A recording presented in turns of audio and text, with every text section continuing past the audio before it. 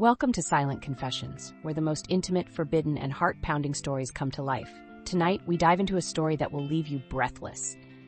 A tale of passion, deception, and a love that was never meant to be. A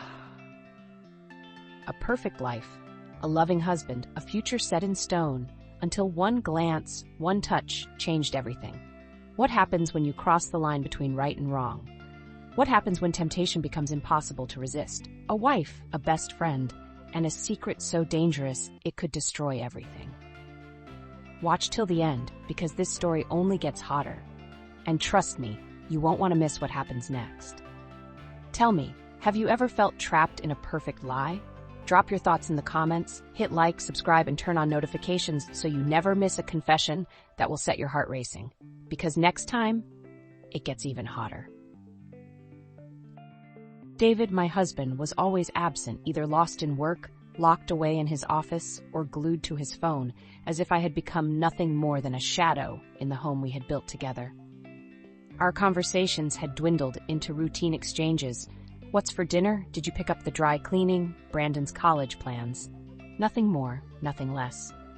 The silence between us grew heavier with each passing day, wrapping around me like an invisible shroud, making me feel unseen, untouched, undesired. I had long forgotten the last time he looked at me with fire in his eyes, the last time he reached for me in the dark, craving more than just routine. Then one summer afternoon he walked into my life in a way that set my world spinning. He had always been around, lingering in the periphery of my vision, the boy who had grown into a man, filling out in all the right ways, his confidence effortless, his charm magnetic. But that day was different. Maybe it was the golden summer light, the way it kissed his skin, accentuating the taut muscles that rippled beneath. Maybe it was the way his laughter rang through the air, deep, rich, intoxicating. Or maybe it was the moment our eyes met and something unspoken passed between us. Something dangerous, something forbidden. I stood in the kitchen, my hands submerged in soapy water, but my mind was elsewhere. Through the glass doors, I saw him standing at the edge of the pool, droplets of water gliding down his sculpted chest, his broad shoulders glistening under the afternoon sun. Then, with an effortless motion, he dove into the pool, cutting through the water like a predator in his element. When he resurfaced, his dark eyes found mine through the glass, and I felt a pulse of heat coil low in my stomach. I should have looked away. I should have forced myself to turn, to refocus on the mundane task of washing dishes. But I didn't. First mistake. He had been around for months, playing basketball in the driveway, working out in our garage, swimming in our backyard pool. But that day, something was different. As I stood in the kitchen, washing dishes, I glanced outside and saw him standing at the edge of the pool. The golden sunlight clung to his toned body, water droplets running down his sculpted chest, tracing the hard lines of muscle. His abs tensed as he ran a hand through his damp hair, his biceps flexing ever so slightly, making me swallow hard. The way his skin glowed in the fading sunlight, the way his shoulders squared with quiet confidence, sent an unexpected thrill racing through me. Then, with a fluid motion, he dove into the pool, cutting through the water like a sleek predator. He resurfaced moments later, tilting his head back, droplets cascading down his neck, his lips curling into the faintest smirk. His dark eyes lifted, locking onto mine through the glass. My breath caught in my throat. Did he know I was watching? Did he see the way my chest rose and fell just a bit too fast? The flicker of something dangerous, something tempting, passed between us. It was only a second, but it felt like an eternity. I should have looked away.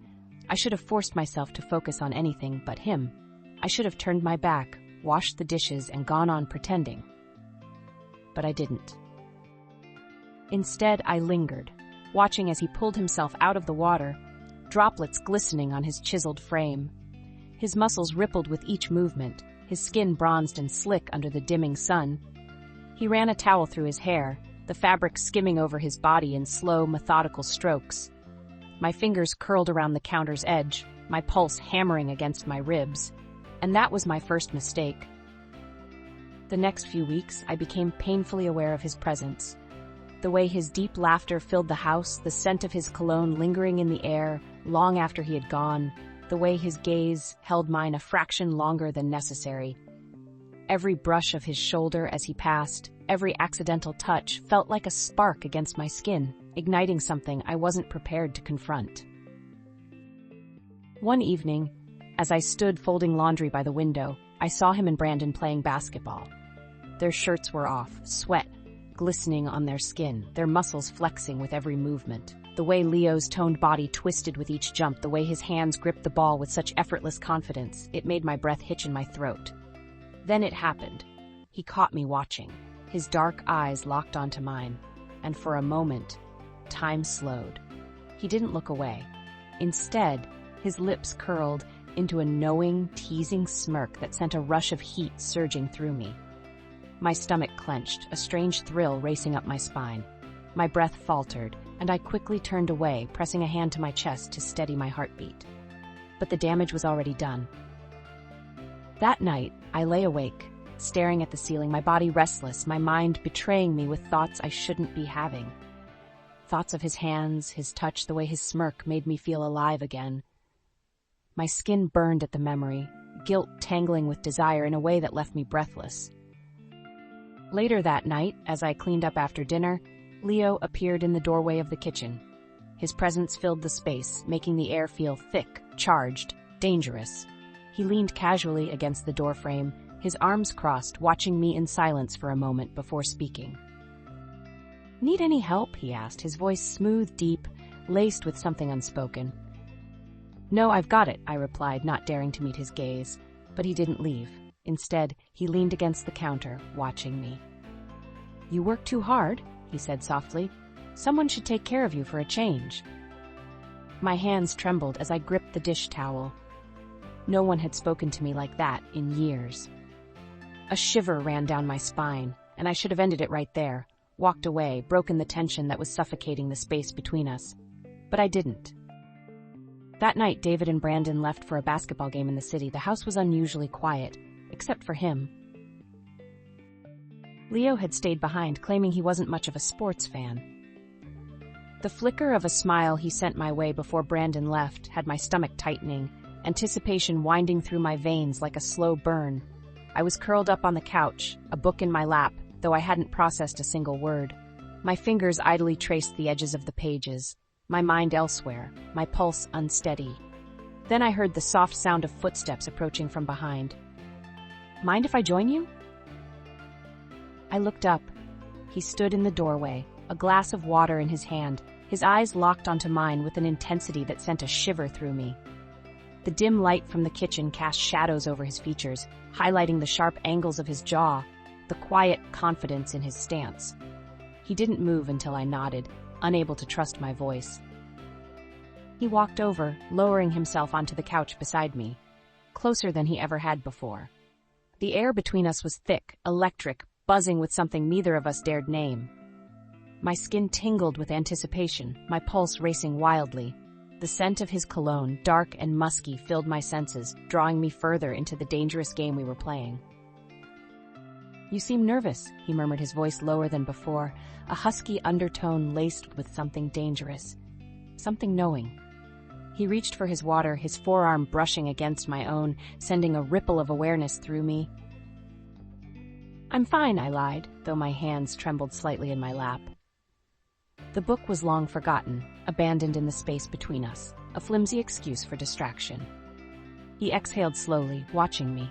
Then, with deliberate slowness, he reached out, his fingers grazing mine as he took the book from my hands and set it aside. My breath hitched at the contact, a small but undeniable current passing through me. His touch was light, lingering just a second too long.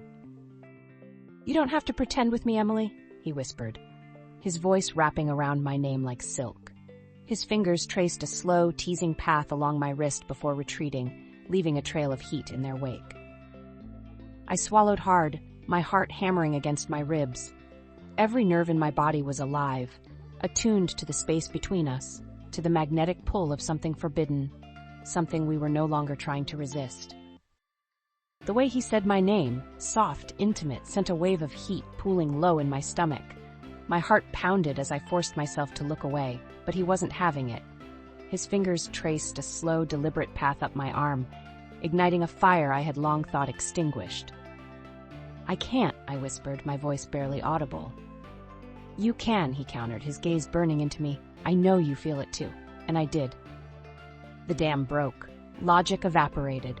The moment our lips met, everything else faded into oblivion. His hands explored me with a desperate hunger, his body pressing against mine, claiming me in a way that left me breathless, trembling, undone. The fire that had been smoldering inside me for weeks erupted into a consuming blaze, and for the first time in years, I felt alive again.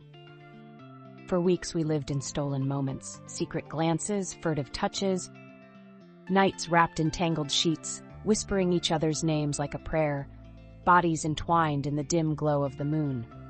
Every touch was electric. Every kiss ignited something deep within me that I had long forgotten. His lips moved over my skin like fire tracing a path only he could follow, his hands branding me in the most delicious ways. We would lose ourselves in each other, time becoming meaningless, the world outside vanishing. But secrets have a way of surfacing, no matter how desperately they are hidden. One evening, David found Leo's hoodie draped over the back of a chair. The moment I saw him holding it, my heart stopped. "Did Leo leave this here?" he asked casually, his voice unreadable. My stomach twisted. "Yeah, he must have forgotten it." My voice was too quick, too sharp, my hands clenching into fists at my sides. He narrowed his eyes, suspicion creeping in, but he let it go, or so I thought.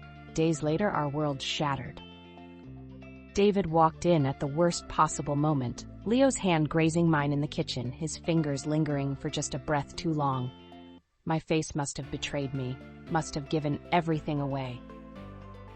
The silence was suffocating. Brandon appeared in the doorway, confusion, then realization, dawning on his face like a slow-burning wildfire. David turned to him, his voice like steel, his expression unreadable. "How well do you really know your best friend?"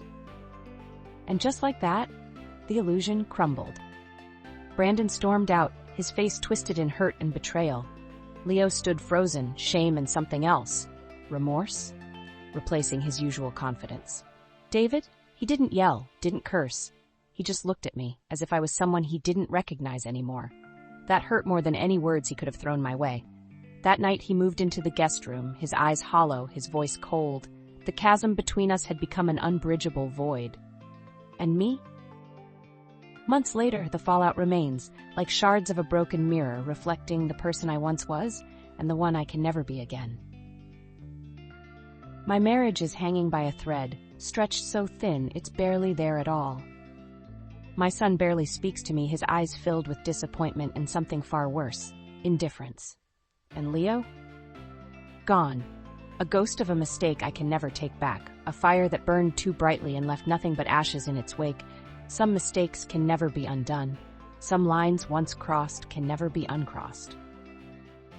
What would you have done?